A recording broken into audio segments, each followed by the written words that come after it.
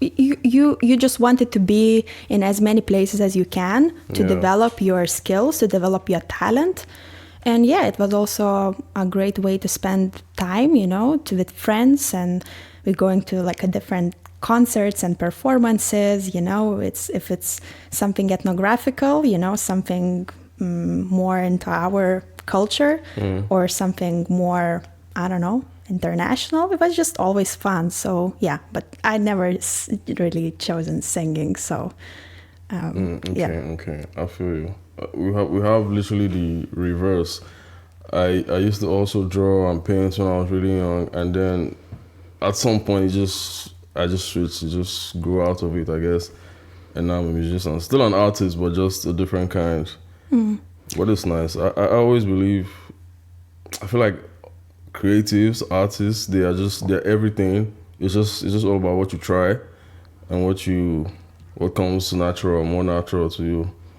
But that's what's the power of art, It's so cool that you can try so many things, like from visual art to like singing to dancing, and everything is a performance. And every single time you try something new, it's like learning new skill. So it's with you. So the way you said, like something just happened, you just stopped drawing. I'm sure if you would try and you would train yourself and you would, just practicing, you would get better at that. But that's what you need to decide. Is it for you or is it not for you? Like, does it make you happy? Does it make you joyful or not? So maybe music is something that makes you more you, and that's painting and drawing for me. Yeah, that's nice. I want to get into the painting and drawing, but before that, I still want to go back a little bit. Let's talk about Lithuania. How long did you live in Lithuania? I was living there since I was born, and I left Lithuania when I was around 18 years old. So basically right after graduation. I guess since I was little, I had this weird sense of being somewhere but not here.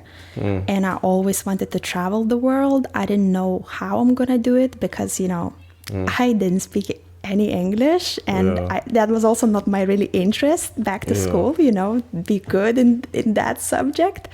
So I knew that one day I will travel. I knew that one day I will get out there in the world, but it was just a matter of time. And when I graduated, I said, that's it. Like, I'm going and as far as I can. And I went to Indonesia for 4 months. Oh, wow. Yes. Wait, before you traveled to Indonesia, how do you already started as an artist, like started making paintings? Yeah, actually, I specialize in many things. So, start with drawing and painting. I was also in the makeup industry for a long time. I was doing photography. I was doing videography. I was doing so many things. And a lot of people get surprised when I tell them. Yeah. They're like, what? You were like 13 and you've been working as a videographer, And they're like, yeah, in a small province, it doesn't matter how old you are. People know each other. Yeah. Like, if you do great something like a service, you'll be hired, And me as a teenager, I always needed cash. So I always liked working by myself, have my own cash, So, and it's not just me, like my sister the same, She started applying like eyelashes, in her room, like in her like bedroom, And it was like a beauty salon in our home, and people come. And for me, this is like very normal thing. I know that for people who come from bigger cities, it sounds like something very weird. Like, how could you do it, Yeah. But yeah, like I've been drawing, I've been painting, I've been writing, I've been creating, So it was all around creativity. Like I was never detached from that area of my life. Yeah. Damn, that's nice. I want to ask you a question. Talking about drawing and painting, like, can you remember when you felt like when you liked it? Let me give you this story. I remember one time I was in school. I was in what class was I? I was in primary school. That's like grade 3 or something like that. I was really young, and then in school they asked us to draw and label something like the ear or something like that, and I wasn't so good at drawing. So I was going to like trace it from the textbook where it is. You know how you do that, like put your book under it. So I was going to do that, and my teacher, she saw me and she was like, "No, don't do that." She was like, "Draw it with your hands, even if it's not good, leave it like that." And I like, all right, and I just drew it like that, and it wasn't. I can't remember what it was, if it was like so good, but I remember like I knew I could draw then when I did it myself, and that's where it started, and I started to draw more things. At some point, I was so good, like in my school, I was, when it's something about art, something about drawing, I was the go-to guy. You get me? But I remember that day, Mrs. Warrens, that's her name. I remember the day she told me, no, draw it like that. So do you remember what that was for you? Like the moment you felt like, damn, I really like this. Oh, thanks so much for sharing the story. I think your teacher did a great job, and that's why she was a great teacher, I think. Yeah. Because I want to add up that everyone can learn how to draw or paint, but not everyone can learn how to create. And I think this time she gave you an opportunity to be yourself and to create the thing the way you know the best. And that's why you became better and better with practicing, Yeah.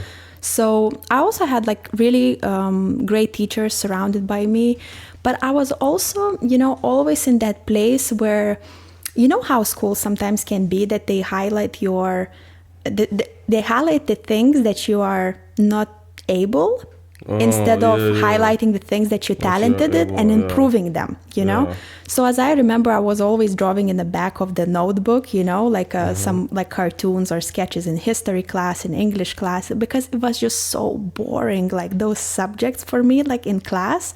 So I always try to have an opportunity to draw something for myself, and, because that was my kind of escape.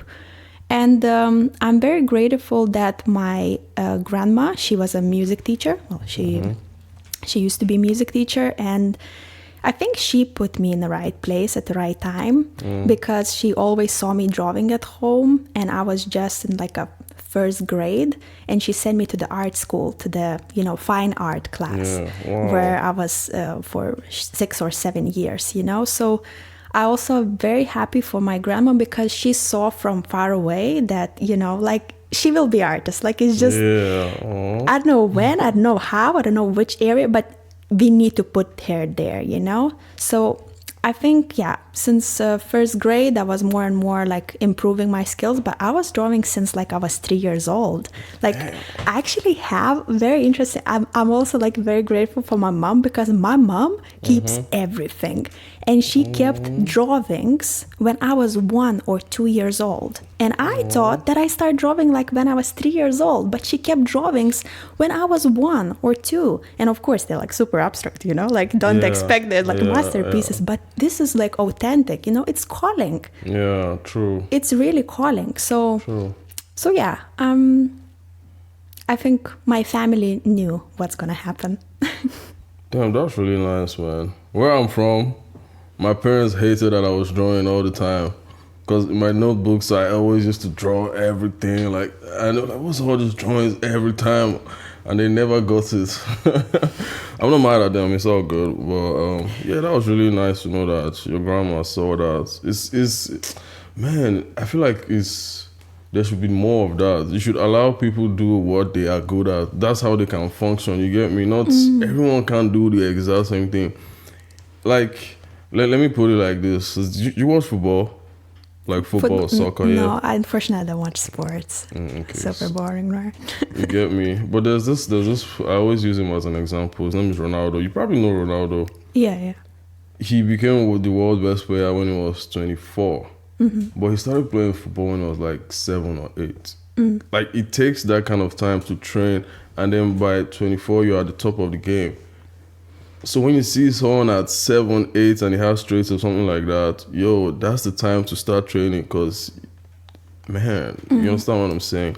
Yeah. So, no, it's blessing to have people who notice you around, and it doesn't need to be family.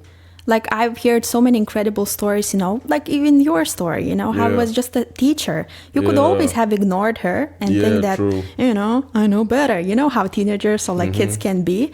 But yeah, sometimes it's, I think we all the time have someone around us who will push us. It's just a matter who we are listening to and who pay attention. Well said, well said. We're gonna go on a quick break, just ease it a little bit, stretch your legs, drink some water, and we're gonna play some new music. This is from Fireboy, Statue Tattoo. By the way, I think Fireboy is Aušrinė's favorite artist, so you're gonna hear a lot of Fireboy today. And yeah, we'll see you guys in a minute. This is still Bram Radio. My name is Sonny. Broadcast Amsterdam. When you need that bamboo, just go.